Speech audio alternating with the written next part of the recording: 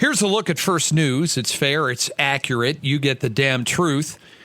Authorities said that a bus that was carrying worshipers headed to an Easter weekend church gathering plunged off of a bridge in a mountain pass and burst into flames in South Africa, and it killed 45 of the people on that bus. The only survivor was an 8-year-old child who is now receiving medical attention. The top United Nations court has now ordered Israel, you better take measures, including opening more land crossings to allow food and water into those folks in Gaza. The International Court of Justice issued 2 new so-called provisional measures against them as they continue to try to wipe out these terrorist organizations that want to wipe out the entire country of Israel.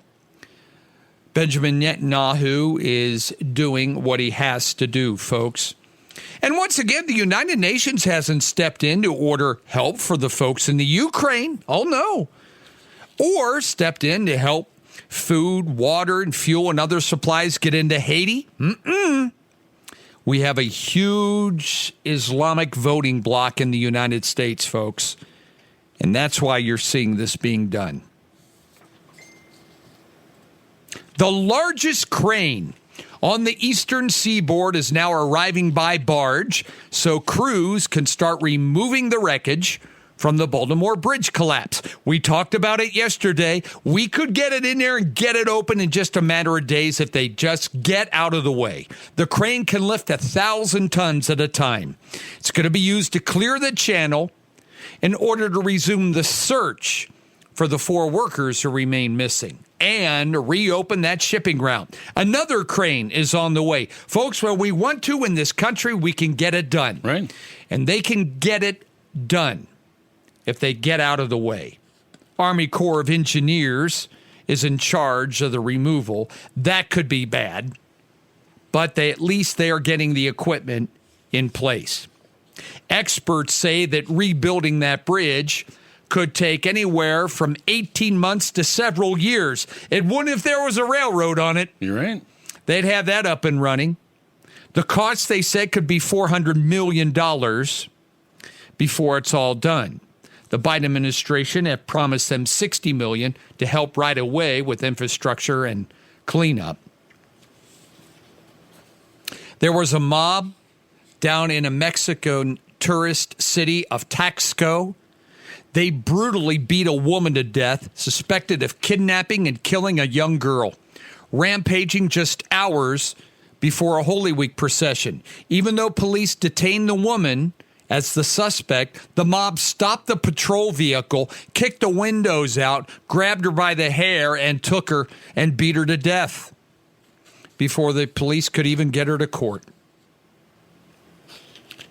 Big day for 2 reasons in New York City yesterday. Number 1, Barack Obama, Bill Clinton, and Joe Biden were there with some other big-name Democrats and wealthy people at Radio City Hall doing a big fundraiser last night for Joe Biden in his bid to become president of the United States. In the meantime, just 2 blocks away, Donald Trump attended the wake of the slain New York City police officer gunned down in the line of duty because some whack judge up there had let 2 men out again with 35 felonies between them on the street, shot him in cold blood, killed him, Officer Jonathan Dillard, during a traffic stop. Trump made crime the focus of his campaign, said we have to toughen up in these cities, contrasting with what Joe Biden and these liberal judges are doing all around America, legalizing shoplifting. We have melee in the streets of Queens and other major cities. President Trump quietly met with the family also for quite a while before that wake yesterday, passed on his sympathies and had vowed to clean up the cities. House Republicans invited Joe Biden to testify before Congress, an effort to deliver on the stalled month-long impeachment inquiry into the Biden family. James Comer sent a letter Thursday to the president inviting him to sit at a public hearing to explain under oath what involvement he had in the Biden family business. Remember, he said he doesn't know anything about it. Well, since then, guess what, folks? We have bank records, transcripts, phone calls, pictures, everything that ties the big guy to Hunter Biden and his lucrative business that brought in tens of millions of dollars. So if he wants to clear his name, he could appear. He will not go in front of that committee. A group of Republican states, including Montana, suing the Biden administration to block their student forgiveness plan. Kansas Republican attorney brought it forward, said Biden administration has overstepped their authority, and once again defied what the Supreme Court has already ruled on. They rejected the Biden plan for mass cancellation, said you can't spend that kind of money without Congress, and so he came up with another one. $20,000 in debt reduction for 40 million Americans. So Kansas and 11 other states with Montana suing to block it again. Electric vehicle charging points, which were a key part of Joe Biden's effort to encourage drivers to move away from gas so we could control the weather. Only 4 states have them. New public charging stations, one in Columbus, can power up an electric vehicle. These are the state-of-the-art, latest technology we have. It could take anywhere from a half hour to 45 minutes to get your car recharged. And this is the latest technology that we have. Pennsylvania and Hawaii also operate now these public charging stations. The pace of progress could hinder his goal to create a national network, folks, of 500,000 public charging stations by 2030. Walmart and other companies have pledged to build some to help out, but if there's not any electric vehicles out there, it's going to be hard to justify that. FTX founder Sam Bankman-Fried was sentenced to 25 years in prison yesterday for his cryptocurrency, convicted in November, fraud and conspiracy charges from his cryptocurrency trading platform. Used money for lavish living in the Bahamas and other things. 25 years. It's final. Home Depot buying SRS Distribution, a big materials provider, $18.25 billion. It'll help speed up its growth with contractors around the United States. They provide materials for those including professional roofers, landscapers, pool contractors, you name it, they deal with it. Asian stock markets mostly higher today. It's a quiet Good Friday holiday. Trading in Europe and U.S. closed today. India is also closed. Wall Street coasted to a winning month. S&P was up 0.1 of a point yesterday. The Dow rose 0.1.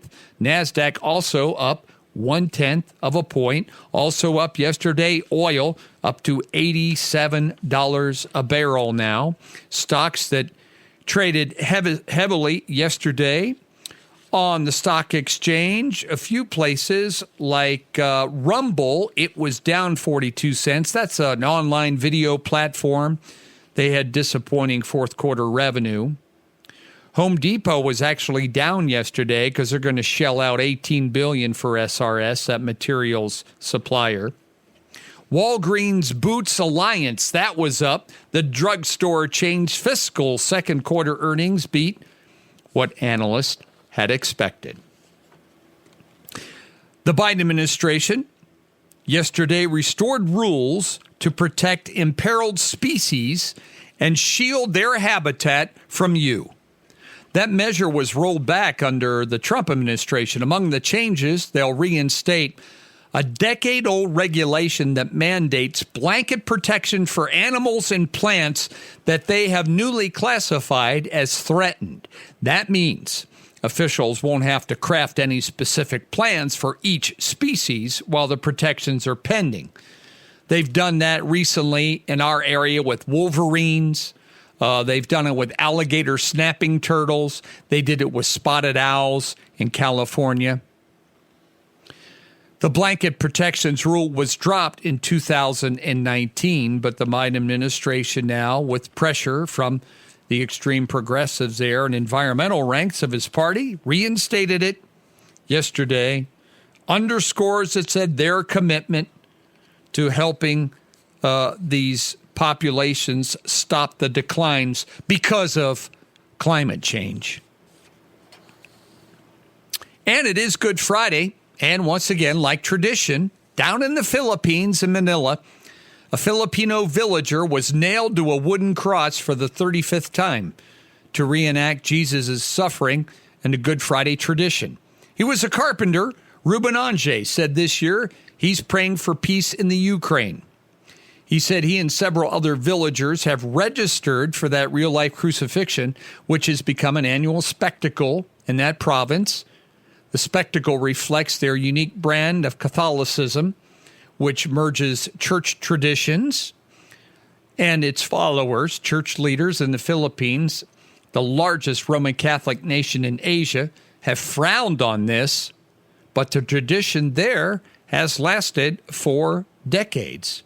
And they drive nails through his hands and put him up on the cross. You know, some of you that go to church on Sunday think you're committed. Yeah. I had a needle go through one of mine. I probably could do that actually on the hands, but they still do that out in the Philippines on this Good Friday.